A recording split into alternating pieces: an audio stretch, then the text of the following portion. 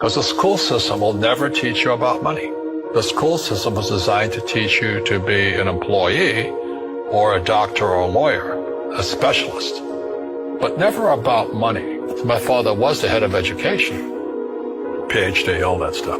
I go home and ask him, said, why don't we learn about money in school? And he looked at me and says, because the government doesn't let us teach that subject. The government tells us what we can teach and what we can't teach. And I thought that was strange. And I said, but aren't we going to school to learn about money? He says, no, your job is to get a job. Poverty is passed on. It's taught in your families. And middle class is taught in families. And so the people right now who are sitting at home, who are struggling financially or worried about money or unhappy, they may be making a lot of money, but unhappy with what they're doing, it was probably taught to you. You know, your superego was taught, get a job, work hard, or you'll never be rich, or the rich are evil, or whatever. If you're poor, you'll always be poor. Money will disappear that fast. Just like most pro athletes, they make millions of dollars, and 65% are bankrupt 5 years later. It's because they come from poor families.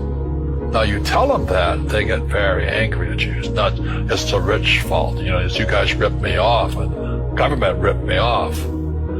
But unfortunately, what Mr. Lipton was saying, it's passed down genetically. The moment I pay you, you think like an employee. Entrepreneurs work for free. You see people say, well, why don't you give the poor money? So the only problem with that is it just creates more poor people. Give a man a fish, he fishes for the day, or eats for the day. Yeah, you give a man a fish, you get a lot of people who want more fish. Don't tell people what you know. Right. Keep them poor.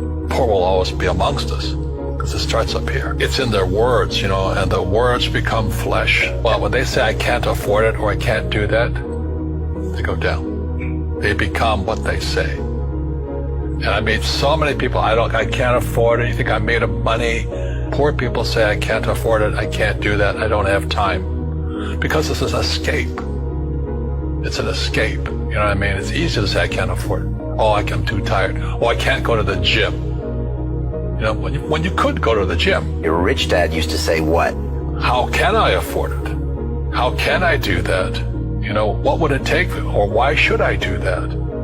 He says that a question opens the mind, a statement closes the mind. See, when you say I can't afford it, your mind shuts down, and you become what you say. We all have fear. To be truthful, we all have fear. It's just how you deal with it. Einstein said, imagination is more important than knowledge, but knowledge empowers imagination. And what most people lack is real business knowledge, like accounting, like debt, like taxes. You got to know that stuff, but they don't teach it in school to anybody. People who are afraid of making mistakes, like they teach in school, they don't ever grow. Because spirituality is there's good and there's bad, there's right and there's wrong, there's up and there's down. Most people only want to be right. They only want to be positive. Well, you can't have that. That's not reality. Every time I failed, it was like, good. I said, okay, what have I learned? And the average person, the reason they're poor is they haven't failed. They play it so safe. They haven't made any mistakes like they're taught in school. That means they don't learn anything. That's why the school system's actually fundamentally corrupt. It's anti-education. And I think what most people do is they let their parents or their friends talk them out of life. So afraid of failing.